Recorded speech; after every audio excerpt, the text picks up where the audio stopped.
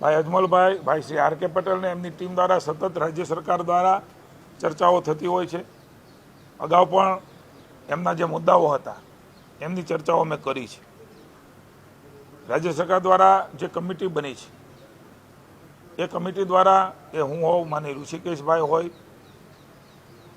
માની અર્જુનભાઈ હોય, એમની સાથે અગાઉ પણ બેઠકો કરી. મેં કેટલાક મુદ્દા એ નક્કી પણ કર્યા હતા. માની મુખ્યમંત્રી શ્રી ભૂપેન્દ્રભાઈને પણ કિસાન સંઘ પણ અગાઉ મળેલું છે, અમે પણ મળેલા છીએ.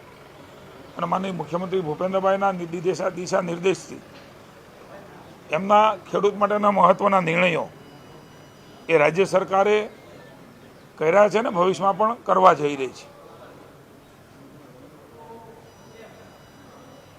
વડીલોપાર્જિત મિલકતનો જે હમણાં નિર્ણય કર્યો છે એ કિસાન સંઘની રજૂઆત હતી.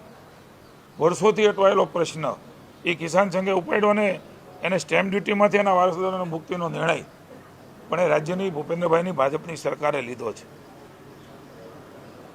માની ભૂપેન્દ્રભાઈએ પણ અગાઉ વાત કરેલી છે.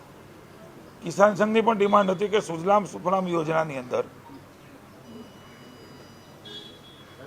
સૌની યોજનાની અંદર જે પ્રકારે તળાવો ભરીને હરિયાળી ક્રાંતિ લાવવાનું કામ મોદી સાહેબે કર્યું અને જે પ્રકારે ડિમાન્ડો આવી, પાણીની અવેલેબિલિટી જેટલી હોય છે એ પ્રમાણમાં ખેડૂતોના ચેક ડેમો, તળાવો, મોટા ડેમો એ પણ ભર્યા છે. ત્યારે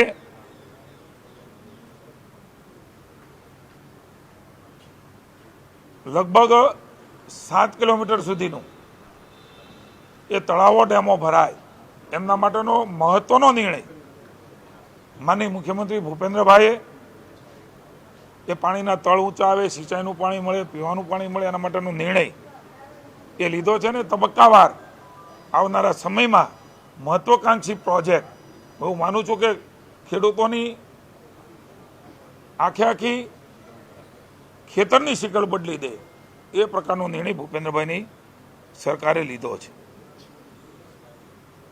સૌની યોજના અને સુજલામ સુફલામ યોજનામાં મેં વાત કરી એમ એક મહત્વનું કચ્છની અંદર હાઈ કંટ્રોલ કેનાલને પણ આગળ વધારવા માટેનું રાજ્યની સરકારે એ આગામી સમયની અંદર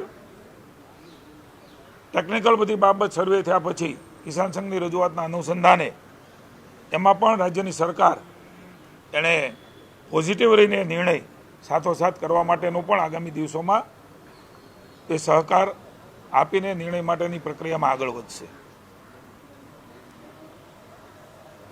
ફુવારા અને ડ્રીપ પદ્ધતિ જેનાથી ખેડૂતોને પાણીની બચત થાય છે, ઓછા પાણીએ સારું ઉત્પાદન થાય છે, એનો બઢાવો આપવા માટે થઈને પણ એક રજૂઆત હતી.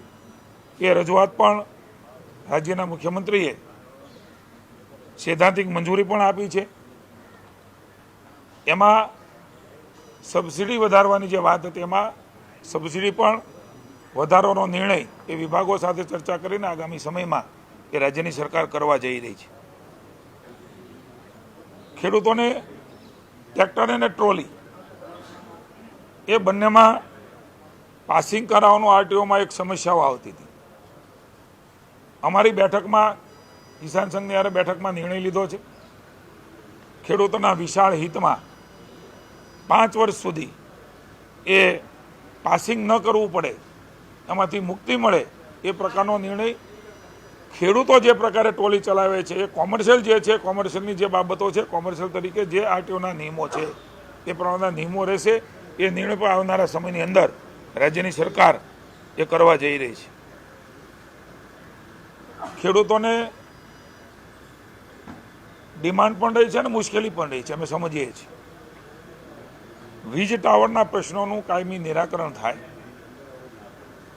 એમના જમીનોનું યોગ્ય વળતર મળી રહે, અલગ જે વળતરોની બાબતો છે એને યુનેનિમસલી બને, એનો પણ ચર્ચાઓમાંની મુખ્યમંત્રી સાથે થઈને આગામી સમયની અંદર એક પેરેલલ પોલિસી બનાવવા માટેની પણ સરકાર આગામી દિવસોની અંદર એ પોલિસીના આધાર ઉપર બધાને એ યોગ્ય વળતર મળે જમીનનું અને એના પ્રશ્નોનું નિરાકરણ થાય એમના માટે પણ આગામી સમયમાં સરકાર એ ખૂબ ગંભીરતાથી વિચારીને આગળ વધવા માગે છે.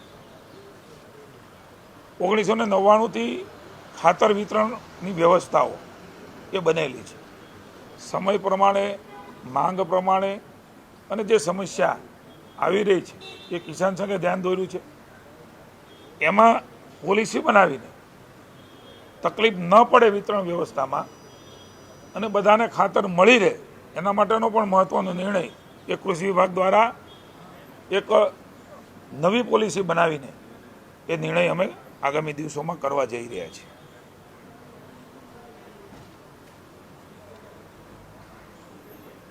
ફેન્સિંગ ખેડૂતો માટે થઈને જે પશુઓ એમના ખેતરમાં આવીને એમનો માલ ચરી જતા હોય છે, બગાડતા હોય છે, એ સમસ્યા મોટી છે. ભાજપની સરકારે જ આ ફેન્સિંગ માટેની યોજના બનાવી છે. એમાં ઉત્તરોત્તર ઘટાડો કર્યો છે. 2 હેક્ટર સુધી ખેડૂતોને એ ફેન્સિંગ ભેગા થઈને આવે તો એમાં સબસિડી પણ રાજ્યની સરકાર આપતી હતી. કિસાન સંઘ, ભારતીય જનતા પાર્ટીનો કિસાન મોરચો વગેરેની પણ રજૂઆતો મળી અને એમના આધાર ઉપર 1 હેક્ટર સુધીની મર્યાદામાં આ ફેન્સિંગ કરવાનો નિર્ણય એ મારા વિભાગે લીધો છે ને નાણાં વિભાગ સુધી આ ફાઇલ પહોંચી છે. એક બીજી પણ ડિમાન્ડ કિસાનોની હતી, એ લાગણીને પણ રાજ્ય સરકારે ધ્યાનમાં રાખી છે.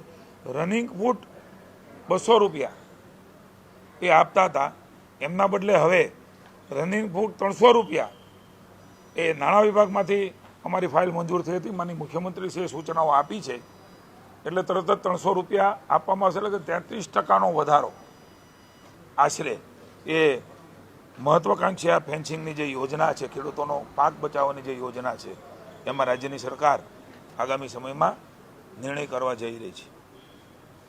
દેશી બીજ અને દેશી કપાસ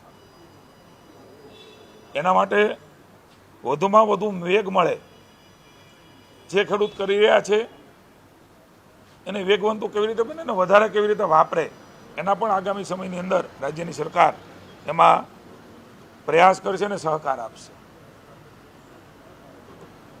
એક આપણે સૌ જાણીએ છીએ કે ખાસ કરીને ખાનગી જે કૃષિ કોલેજો છે, ICARના નોર્મ્સનું પાલન એ શરતોને આધારે આપેલી જોગવાઈઓ હતી. ICARના નોર્મ્સનું કડકપણે પાલન થાય એ પ્રમાણેની જેમને મંજૂરીઓ મળે. જે કોલેજ ICARના નોર્મ્સનું પાલન ન કરે એમને મંજૂરીઓ નહીં મળે.